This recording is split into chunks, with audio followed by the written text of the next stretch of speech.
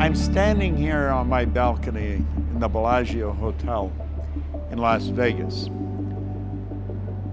I was speaking to about 8,000 people in a ballroom of the Mirage. That's what brought me here. And I was talking to them about change and about paradigms. And I couldn't help but think of the change that's taken place right here in this city.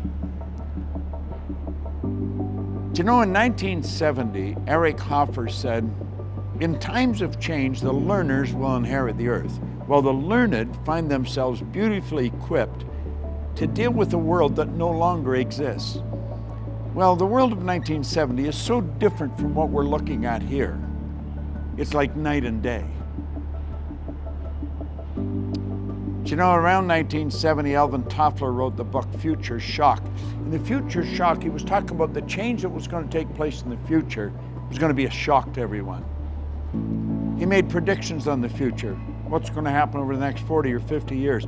And what's happened over the past 40 or 50 years has been so far beyond anything of his predictions, and yet we thought his predictions were ridiculous.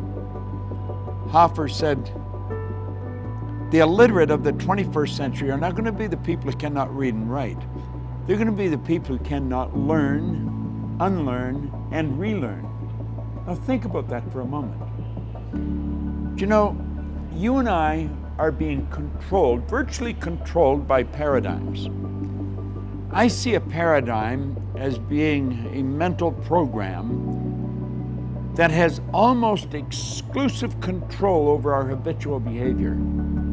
And I want you to think of this. Almost all of our behavior is habitual. What I've discovered and what Bob discovered long before I did is that we are programmed. We have a program. We're programmed genetically. That's why we look like our relatives. We're programmed environmentally.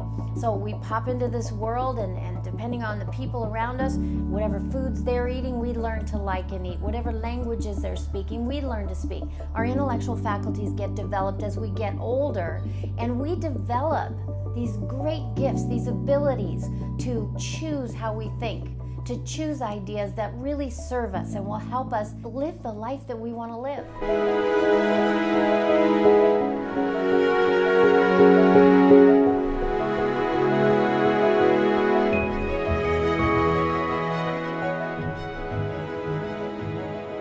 There's such phenomenal opportunity for the person who really understands themselves, who understands how their paradigm was formed and how that paradigm can be changed. And without that knowledge, the opportunity is just going to go right past them, like it is for so many people right now. My life has changed so dramatically over the past 45 years that it's almost difficult to look back and see where it was. And I'd already been working at change for 10 years, 45 years ago. It's been 55 years since I started working and developing my mind. Start to understand paradigms, start to understand the thing that's inside of us that's literally controlling our life. Do you know, we look as different as night and day, we sound different, we eat different foods, we have different cultures, but the bottom line is we're all the same. There is one mind. The universe operates with exact laws. They're not man-made, so they're not going to be changed by man. We're God's highest form of creation. We've got mental faculties and power beyond the scope of our imagination, and we have habitually waste all this potential. I believe if we're really going to enjoy the change that's taking place in the world that we're a part of, we're going to have to start to understand what makes us tick. We're going to have to understand how the paradigm was formed, how the paradigm can be changed, and how it's literally controlling our life. When we do understand that, then we're in control of ourselves. We're living the way we really want to live. We've knocked down all the walls. There's no limitations. Sky is actually the limit. Do you know, I've been coming here to Vegas since the 60s. I mean, who ever dreamed of the Bellagio in the 60s? If anybody suggested they were going to spend $1 billion and they were going to have rooms just to hang Picasso in, we would have thought they were out of their mind. There's a fountain right down here. In fact, it's just starting to go off. It's phenomenal. And the music plays and the fountain dances. It's all engineered. I was talking to somebody here at the hotel one time. They were telling me that there's a whole staff of engineers just managing this fountain. Anybody that's ever been to Vegas knows the Bellagio's fountains. You know, towards the end of the dance, it fires water higher than I am right now. And I'm on the 19th floor.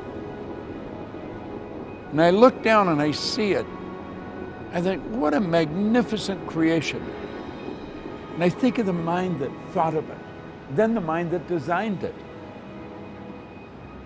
And you know, as magnificent as it is, it's nothing compared to what you're capable of doing. But the paradigm has to change.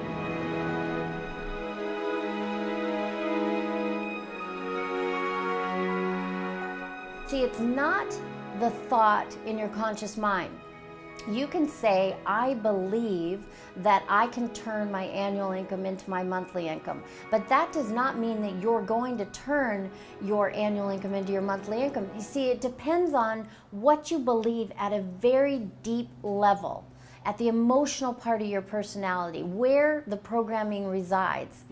To really get what you want in life, you have to be in harmony with it. I'm going to write a book on paradigm. In fact, I'm under contract to write the book. And I believe it's something we should start teaching children in school. We want to point out, if they just go in the mirror and look at themselves, they look like their relatives. We should ask, why do they look like their relatives? There's no two people look exactly alike. Billions of people, none of them look exactly alike. They're similar. But why do we look like our relatives? It's genetic conditioning. The genes that are passed down from one generation to the next are controlling our life. Life can be phenomenal, but we have to make it that way. It isn't going to happen by accident. We can either be observers and watch what's going on, or we can be participants and take part in what's going on. For the past 55 years, I've chose to participate. It's helped me earn millions of dollars. I got more energy than people half my age, and every day is a new day for me. There's something new taking place. Just like this series that we are beginning to film. I want you to begin to think of yourself and ask yourself some serious questions. Where did your beliefs come from? Because your beliefs are controlling you. Who originated them? Is there any foundation for them? Do you know what you're going to find when you really start to dig into them? Your beliefs haven't got any foundation at all. You just inherited them, and most of them are ridiculous.